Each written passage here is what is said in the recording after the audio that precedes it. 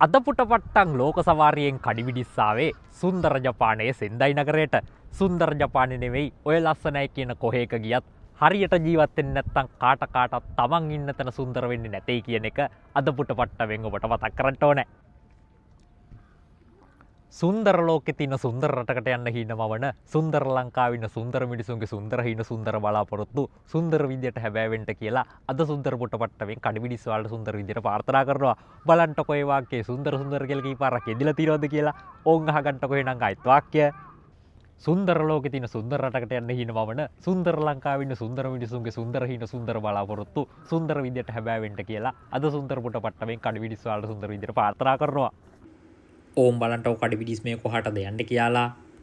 කඩිවිඩිස් අද ඇවිල්ලා ඉන්නේ ලෝපුරා සංචාරකයින්ගේ ප්‍රියතම ස්ථානයක් වන පුරාණ සෙන්දයි මාලිගාව බලන්ට. මීට පෙර වතාවකදීත් තිත්තගල්ලේ ආනන්ද සිරි හාමුදුරුවොත් එක්ක සෙන්දයි මාලිගාව බලන්න කඩිවිඩිස් ආව ඔයගොල්ලන්ට මතක ඇතිනේ. ඕම් බලන්ටකො මේ මොනවද ලියලා තියෙන්නේ කියලා. අකුරු නිකන් රූප වාගේ නේද? මේ අකුරු මෙලොවත් තිලුවක් කාටවත් කියව ගන්න බෑයි කියනවනේ. ජපන් ජාතිකයෝ සංනිවේදනයට මේ වගේ අක්ෂර භාවිතා කරේ මොලේ කොලොප්පන් වෙලාද කියලා කෙනෙක්ට හිතෙන්න පුළුවන්. මේ මාලිගාව ඉදි කරලා තියෙන්නේ ක්‍රිස්තු වර්ෂ 1601 එදෝ යුගයට කාල පරිච්ඡේදය කියනවනේ. 1945 දී ඇමරිකා එක්සත් ජනපදයේ විසින් බෝම්බ හෙළීමෙන් පසු සෙන්දයි නගරය විනාශ කොට තිබෙනවා. කාලය මොන විදියට වෙනස් වුණත් හැම රටකටම අතුරුාන්තරා තියෙනව නේද? සෙන්දයි මාලිගාවට යන අතරමඟදී කඩිවිඩිස් දේවාලයක් හම්බුණා. ඕම් බලන්නකො මේ දේවාලේ තියෙන්නේ මොනවද කියලා. බලන්නකො මේ පාට එල්ලලා තියෙන්නේ මොනවද කියලා. මෙතන ලියලා ගැට ගහන ඕනෑ ප්‍රාර්ථනාවක් තුන් පෝයක් යන්න කලින් ඉෂ්ට සිද්ධ වෙනවා කියනවනේ. බලන්නකො ලංකාවේ වගේම ජපන් මිනිස්සු අතරත් ඇදහිලි හා විශ්වාස තාමත් තියෙනව නේද? මෙතන ලියලා ගැට ගැහුවට විතරක් මදි.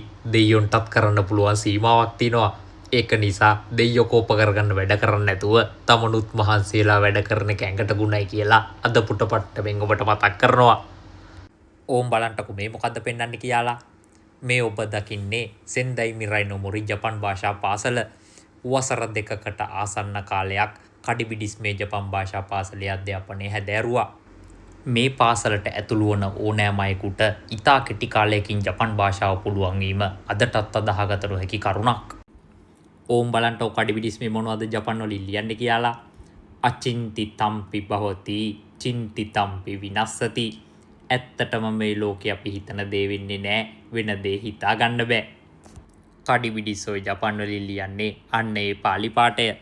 ඔය අතරේ මේ දවස්වල ලංකාවේ තෙල් ප්‍රශ්න ගැන හිතලා ලෝකෙ තෙල් වලට උන දේ හිතා ගන්න බැරි සමහරු තෙල් නැව් ගැන හිත පුටපට්ටම් බලලා ඇති නේද? දිනගත වීම ඇඟටවත් නොදෙනුණු ඒ ආදරණීය සෙන්දයි නගරයේ නිදි නැති රාත්‍රීන් සහ වෙහෙස කර පෑ ගණන් කොපමණ තිබුණාද යන්න කඩිවිඩිස්ටත් ඒ හැටි මතකයක් නෑ. වසර දෙකකට ආසන්න කාලයක් වූ සෙන්දයිහි මතක පොතට ආයිබෝවන් කියමින් කඩිවිඩිස් අද ඔබෙන් සමුගන්නවා. එහෙනම් ලබන බදාදාත් හරියටම රෑ 7:30ට මෙවැනි වූ මාහැඟි වැඩසටහන් රසක් සමගින් පුටපට්ටමෙන් ඔබ හමුවට එනතුරු ඔබ සමට ජයග්‍රාහී සතියක්. ටිකක් ඉන්නකෝ.